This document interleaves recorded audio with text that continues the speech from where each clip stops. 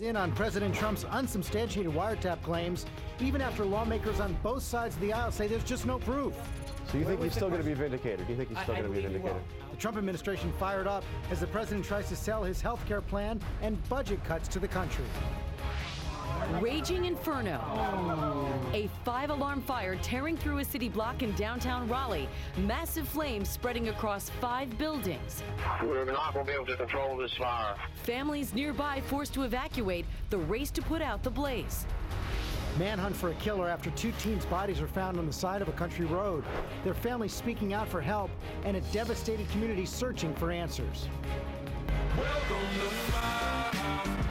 And let the bracket busting begin.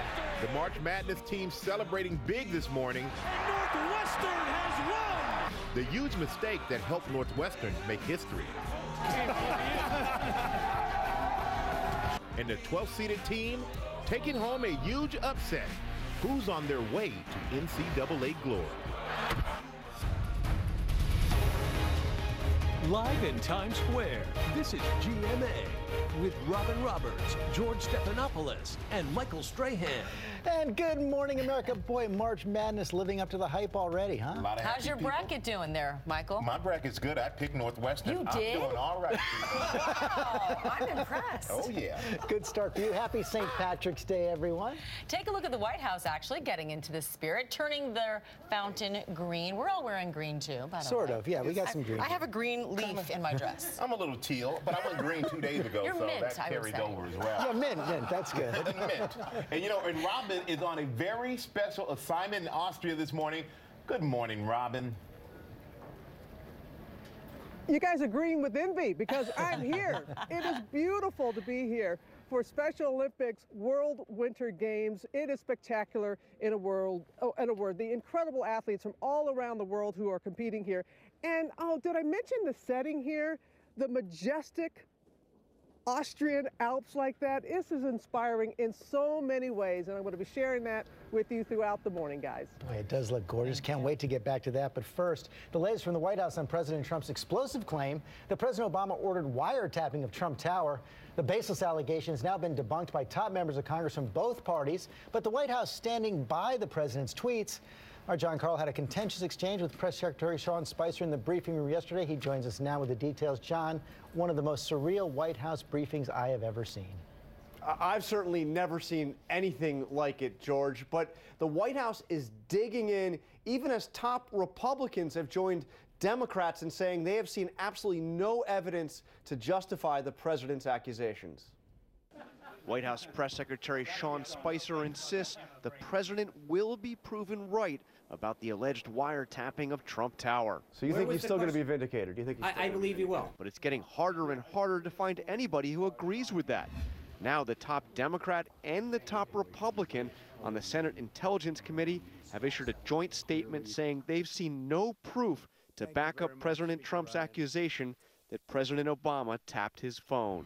We've seen no indications, they said, that Trump Tower was the subject of surveillance by any element of the United States government, either before or after Election Day 2016. Speaker of the House Paul Ryan agrees. No such wiretap existed. We've cleared that up, that we've seen no evidence of that. But the White House says the president isn't backing down. The Senate Intelligence Committee is saying point blank they see no indications of surveillance. Where was your passion and where was your concern when they all said that there was no connection to Russia? Where was it then? You crickets from you guys, because at the end of the day... So you're saying the president stands by his allegation that President Obama wiretapped the Trump Tower? I'm making a point. The point is this, number one, that it's interesting how when evidence comes out and people who have been briefed on the Russia connection come out and say that there was nothing that they have seen that proves a connection, you choose not to cover that. I'm asking you to respond to the Senate Intelligence Committee. I'm trying to answer your question, Jonathan, if you can calm down. That answer went on for nearly 8 minutes straight. Spicer reading from media reports and conservative commentary, citing unconfirmed and anonymous sources alleging surveillance of Trump Tower or of Trump associates.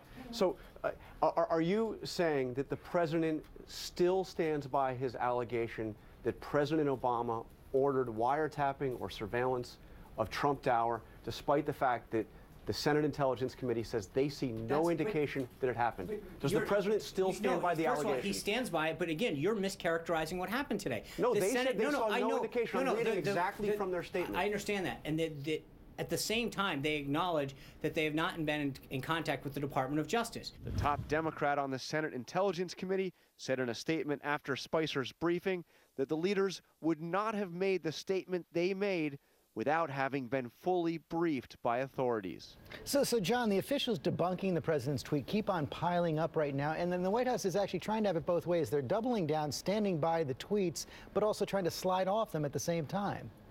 That's right. The tweets say point blank that President Obama ordered wiretapping of Trump's phones at Trump Tower. Now they're saying, well, this could have been some form of surveillance short of wiretapping. Maybe the president didn't do it himself. So they are backing away from some of the specifics. By the way, an interesting side note here, George. The president will be holding a press conference today, a joint press conference with Angela Merkel, the Chancellor of Germany, who is somebody, as you remember, who actually did have her phones tapped during the Obama administration. Yeah, we learned that from WikiLeaks. John Carl, thanks very much. All right, and the president, George, also in the middle of that battle to repeal and replace Obamacare. The GOP health care bill passing through a key House committee on Thursday, but it's still facing an uphill fight against Republican critics. Our congressional correspondent, Mary Bruce, is tracking it all on Capitol Hill. Mary, good morning. Tell us what the next move is here, and can this bill survive? Amy, good morning. Well, Health and Human Services Secretary Tom Price is headed here to the Hill this morning as House Republicans try to strategize the path forward. The White House and House Speaker Paul Ryan now say they recognize the political reality here, that in order for this to have any hopes of passing, they're going to have to make changes now to satisfy those skeptical Republicans. The question, though, is what changes are they willing to make? Just how much wiggle room is there? Now, as they get ready to negotiate, conservative Republicans who oppose this bill are taking a page out of the president's book. Literally, they have been reading and studying up the art of the deal, perhaps hoping to use some of the president's own negotiating tactics. And Mary, the president's new budget proposal also getting mixed reviews, even from many Republicans. Yeah, the president's budget is getting a bit of a chilly welcome here from many Republicans who say they have serious concerns about the deep cuts to foreign aid and domestic spending. This budget would drastically scramble the nation's spending priorities. It would boost defense spending by a whopping $54 billion while making deep cuts to the environment, the State Department, and many programs that are intended to help the poor. But Amy, as always, the president's budget here on Capitol Hill is just the beginning of negotiations. I'm sure it is. Mary Bruce, thank you very much, George. Okay, let's get more on this now from our chief political analyst, Matthew Dowd, our chief global affairs anchor, Martha Raddatz. And Matt, let me begin with you on these wiretapping claims. Almost 2 weeks now, White House can't seem to shake this story at all. In some ways, they don't want to, it appears. No, well, happy St. Patrick's Day, Aaron Go Bragh. In this, the White House today, if it would be akin to them saying leprechauns are real and there's a pot of gold at the end of the rainbow, it just doesn't exist. The White House is in their version right now of March Madness, which started on Saturday, March 4th, when the president put those tweets out early in the morning, Saturday morning from Mar-a-Lago, saying that the former president wiretapped him. There is no way this president is going to get out of this unscathed. And the question, Martha Raddatz, is, on this huge question of trust and credibility, what's it going to mean for the president in a real national security crisis? Yeah, you can talk about leprechauns, but believe me, people have to trust the president. They have to. And in a national security crisis, in some sort of catastrophe, not only do people here have to trust the president, they have to trust his spokespeople. And you have Sean Spicer with that exchange with John Carl. You have to believe what that press secretary says. And when he says things like that, again, it's a credibility problem. And our allies, George, they are listening to this as well. Can you believe the president when he talks? Driving that point home, the Secretary of State is in Asia this morning, raising for the first time the possibility of a preemptive strike against the North Korean nuclear threat. Exactly. Rex Tillerson said today the use of preemptive action is an option if threat from weapons programs reaches a level that we believe requires action. The policy of strategic patience has ended. Those are very strong words. What would that mean? If North Korea had a missile that we believed was a threat on the launch pad and they believed they were perfecting it, would we try to take it out? Very serious stuff. I want to go back to Matt on the domestic front right now. One of the things bedeviling the president's health care and budget plans right now, how hard the cuts are going to hit the people that voted for him the most. Well, interestingly, George, we've seen this in the last 25 years. We've seen this rodeo before.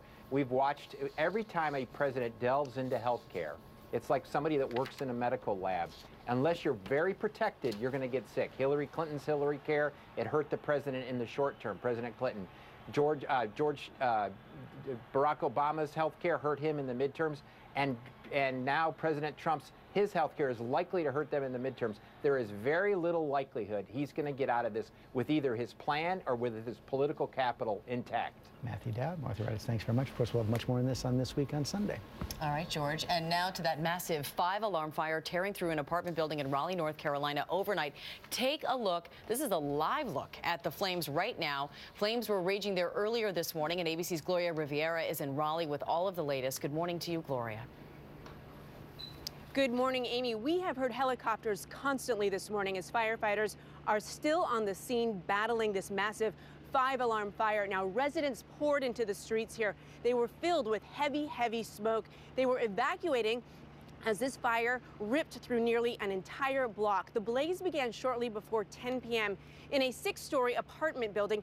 Now, that building was under construction, and officials say the raw materials on every floor, that untreated wood, may have caused the fire to spread so fast. Just 12 minutes in, we saw that massive crane collapse. 70 firefighters initially responding to this. That number would nearly double, but just one was injured. A firefighter injured when falling glass punctured his chest, but he is going to be just fine.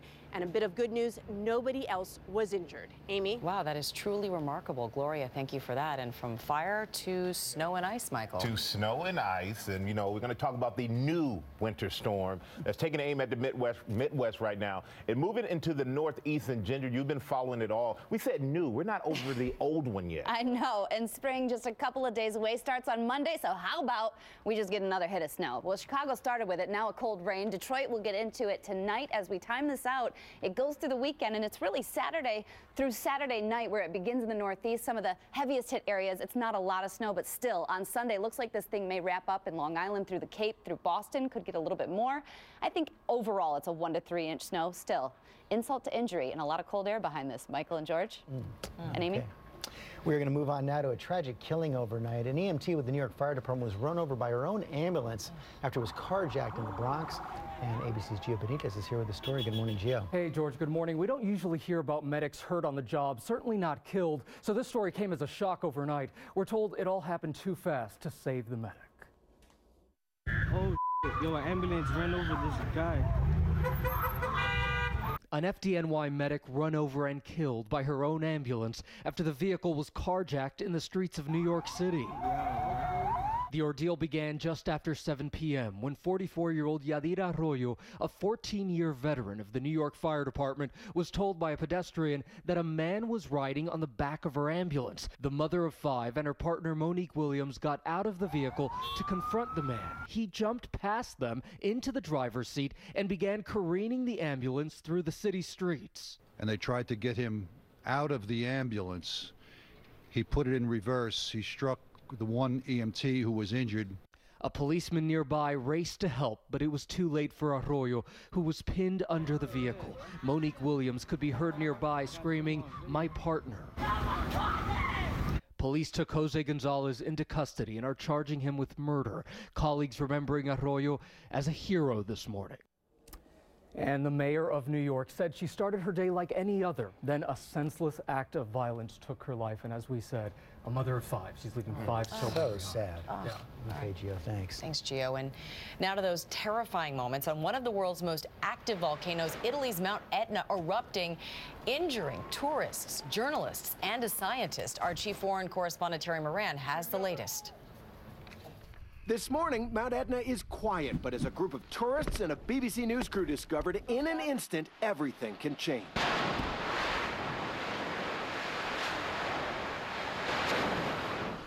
Molten rock and boulders shooting hundreds of feet into the air.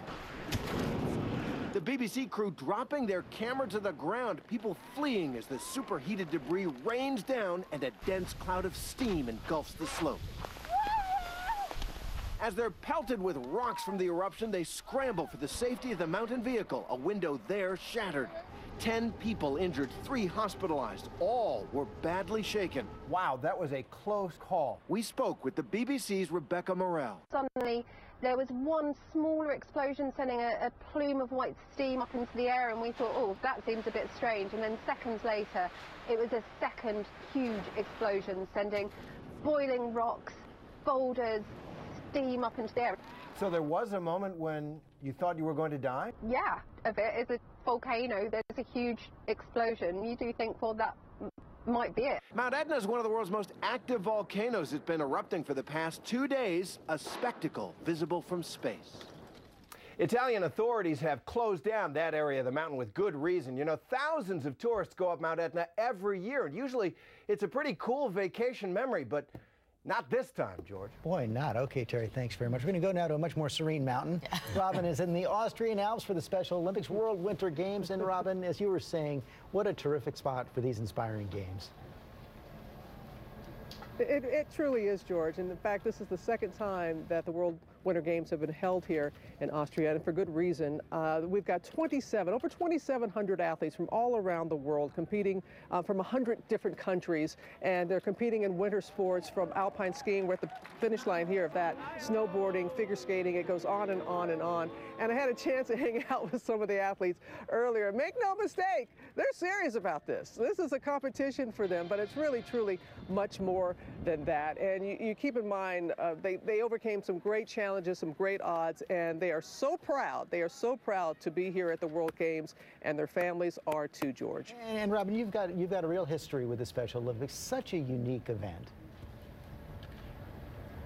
It really is. I started back taking part when I was a little cub reporter in Mississippi, and then worked on the Connecticut Special Olympics on the board of directors there, and have worked here with Special Olympics for many, many years. And there's something different. I wish I could really explain it to you. It's about inclusion. It's about acceptance. It's about celebrating different abilities, not disabilities, but realizing we all have different abilities. And when you see the volunteers and the coaches and the players, like we're going to dinner and from all different countries and everyone screaming at each other, supporting one another. You're going to hear later on from Tim Shriver. He is the CEO of Special Olympics, and it was his dear mom, Eunice Kennedy Shriver, who founded Special Olympics almost 50 years ago. Wow. It is a wonderful, wonderful organization, as you know. Well, we can see how excited you are. Cannot wait to get back to you. Yeah, we're going to get back to Robin in a little bit. She's got a lot more ahead. Now we're going to go to March Madness. We're going to take a little break here. We're going to take a look at this video of one of last night's biggest upsets. Vanderbilt star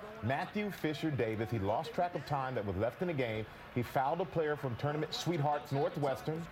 And after this foul, it led to 2 last-second free throws, and those free throws sealed the game for Northwestern and sent the Wildcats into a wild celebration. Of course, you hit those 2 free throws under crunch time. You make your coach run through the gauntlet after the game. And you're dousing with, I'm going to say water because they're in college and they're probably underage. Water. You're dousing with water.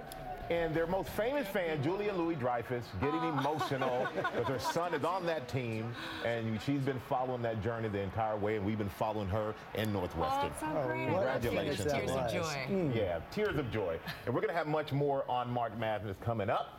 And, you know, you got more weather. Yeah, the weather's madness. It's madness. It's perfect March Madness watching weather because it's so cold you don't want to do anything. Look at this, the freeze warnings that extend all the way still this morning into North Florida.